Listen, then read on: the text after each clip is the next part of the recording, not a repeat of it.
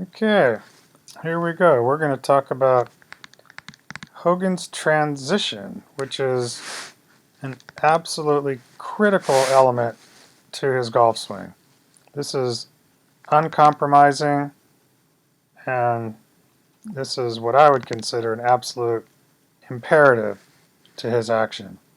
The way that Hogan tripped the shaft at transition. Now there's different ways of going about flattening the shaft at transition. A lot of people take it outside, kind of sling it over their shoulder. You got the way Trevino did it. You got the guys that just kind of throw in some additional form rotation through transition. But Hogan had a unique method here, and I call this tripping the shaft. And this is something that I found out in my inquiry into his golf swing over the last decade. What Hogan did, this is a different method.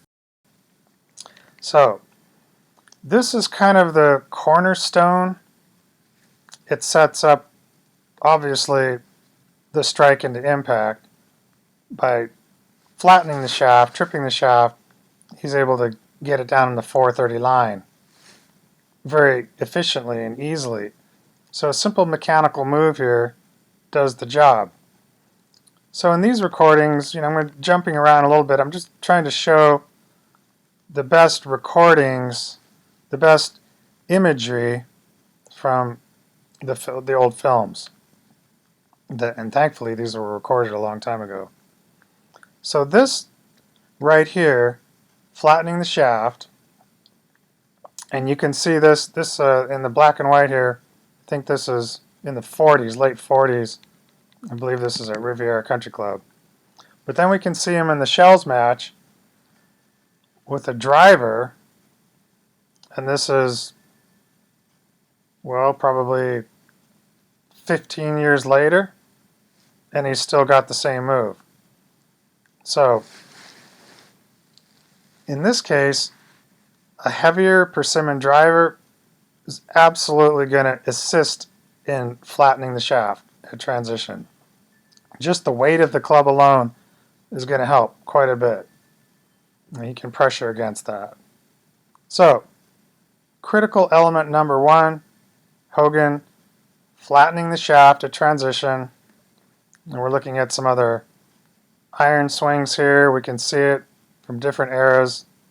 This is something that Hogan did, and it's absolutely mandatory, imperative, critical in the Hogan methodology. There's no compromising here. You have to do this. If you want to be in the conversation, you absolutely have to learn this move. And we teach this in the Hogan modules. We teach you exactly how to do this. Next up, you've got to learn to work the shaft at right angles to the spine from the top of the backswing or after you've learned to trip the shaft. From that laid off position, you've got to work the shaft at right angles to the spine. This is uncompromising, mandatory, imperative. You must do this. So next up, well, of course, the most important thing is what is happening actually through the strike. So we're looking at the shaft. We're moving from the 430 line, keeping the shaft low, pointed right at his chi, working over to the left hip pocket, going from impact left and around to the left hip pocket. It's important to notice here that in each of these frames, from P3, the parallel before impact, to the parallel after impact, his hips and his shoulders are moving. You can see that in every frame here. Moving, moving, moving, moving. There's no pivot stalling. There's no hip stalling. There's no torso stalling, shoulder rotation stalling. None of that. It's moving. The energy is happening through the strike. This is absolutely critical because the goal of this technique is to hold shaft flex through the strike. And nobody did this better than Ben Hogan. Nobody. And again, in our module series, we show you how to do this. I love watching the Coleman video. Ben's in his 70s here. And you can see here, he really is taking the inside track going back. And he gets up into the cupped left wrist at the top.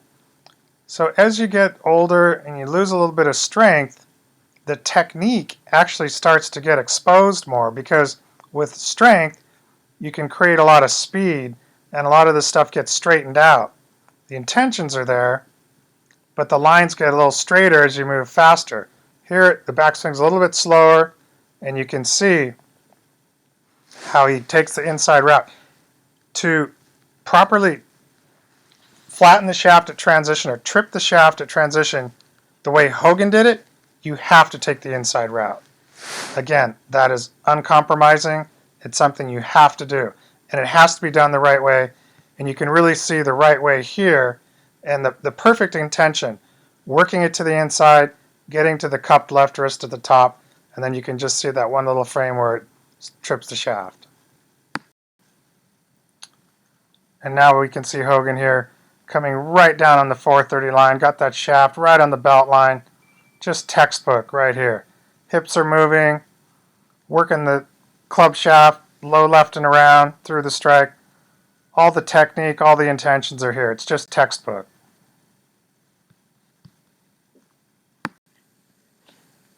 So here we are, P3 to P4, parallel, before impact, through the strike. And here, in this iron shot, this is about as good a shot as you're going to see Hogan. Cutting left, post-impact, pressuring the shaft. I don't know if you can see it, but this ball, it appears to be taking off a bit to the right, like kind of at the right side of the green. It could be the camera angle here, but the divot looks very straight, and the ball's taken off a little bit to the right. And he's playing a draw here. So, this is a hard thing for a lot of people to understand, that the shaft is going so left and the ball's starting right. Now the ABS Module 9 students would know exactly what's going on here.